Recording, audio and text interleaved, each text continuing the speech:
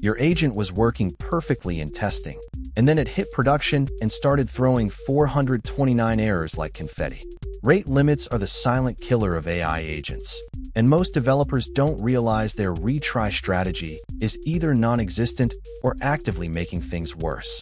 So which framework handles this better out of the box, LangChain or CrewAI? Let's start with the problem itself, because understanding it changes how you fix it. When your agent makes rapid-fire calls to an LLM provider, you eventually slam into a requests per minute or tokens per minute ceiling. The API responds with a 429, and if you just retry immediately, you're pouring gasoline on the fire. Every naive retry adds to the pileup, and now you've got a thundering herd of requests all failing at once.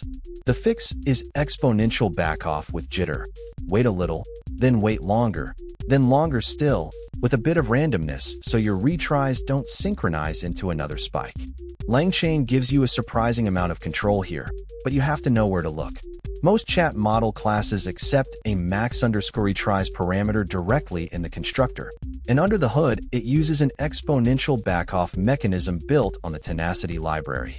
So a simple ChatOpenAI max_retries equals 6 already buys you resilience against transient rate limits.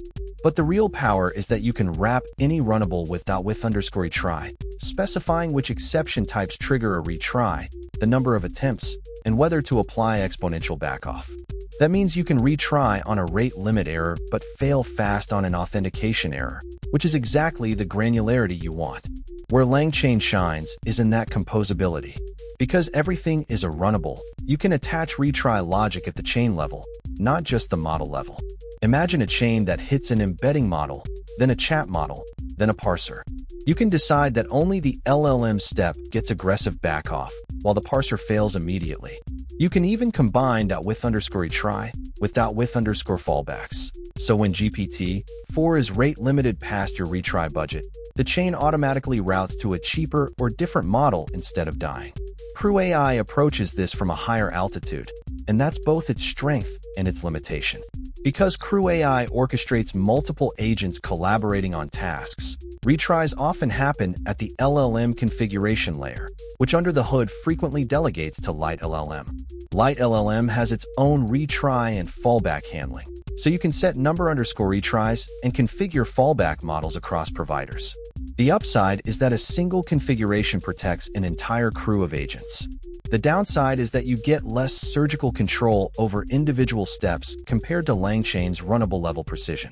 The practical difference comes down to your architecture. If you're building a tightly controlled pipeline where each step has different failure tolerances, LangChain's explicit with_retry and .with_fallbacks give you scalpel-level control.